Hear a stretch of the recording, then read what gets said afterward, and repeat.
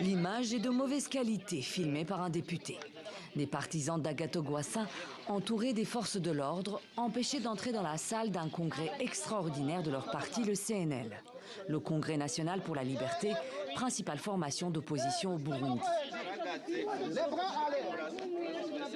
Quelques minutes plus tard, il n'y a plus de vidéo, seulement 7 photos.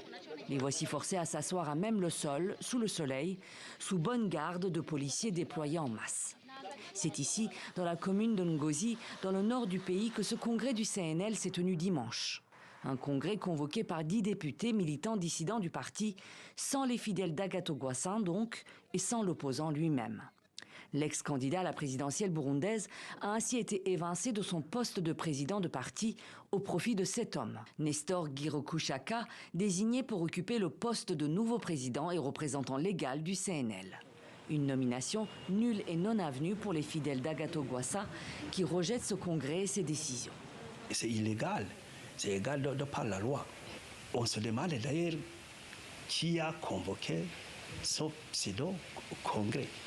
Qui? Un pseudo-congrès, c'est aussi le terme employé par Agathon Rwasa. Dans un entretien accordé aux médias burundais Iwachu, il a dénoncé une manœuvre politique. C'est un faux congrès, un congrès où il n'y a pas d'invités d'autres partis, où la presse n'a même pas été invitée, où les militants attitrés du parti ne sont même pas conviés. C'est une honte à la démocratie, c'est une honte à la nation, c'est une honte à tous ceux qui ont trempé dans cette affaire. Tout le monde voit clairement que finalement, c'est le régime qui est derrière tout cela. Au sein de l'opposition, d'autres y voient aussi un stratagème du pouvoir burundais visant à diviser et à noyauter le CNL.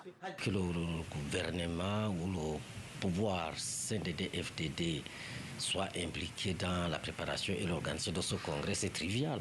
C'est très clair, on l'a vu.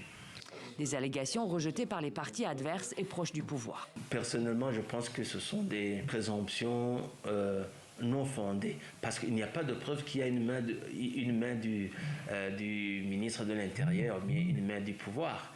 Non, parce qu'il n'y a pas de preuve. Il n'y a pas de preuve du tout. On ne voit pas, parce que ce n'est pas le ministre de l'Intérieur qui est allé créer un conflit interne au sein du CNL. Selon Radio Isanganiro, le nouveau président du CNL assure que le congrès est légal, tandis que le ministre de l'Intérieur dit attendre les procès-verbaux pour statuer. La crise au sein du parti dure depuis plus d'1 an. Pour la résoudre, Agathon Rwasa avait écrit au ministère de l'Intérieur le 24 février pour l'informer de la tenue d'un congrès extraordinaire inclusif, un congrès interdit 2 jours plus tard. 9 mois plus tôt, le même ministère avait décidé de suspendre toutes les activités du CNL au niveau national.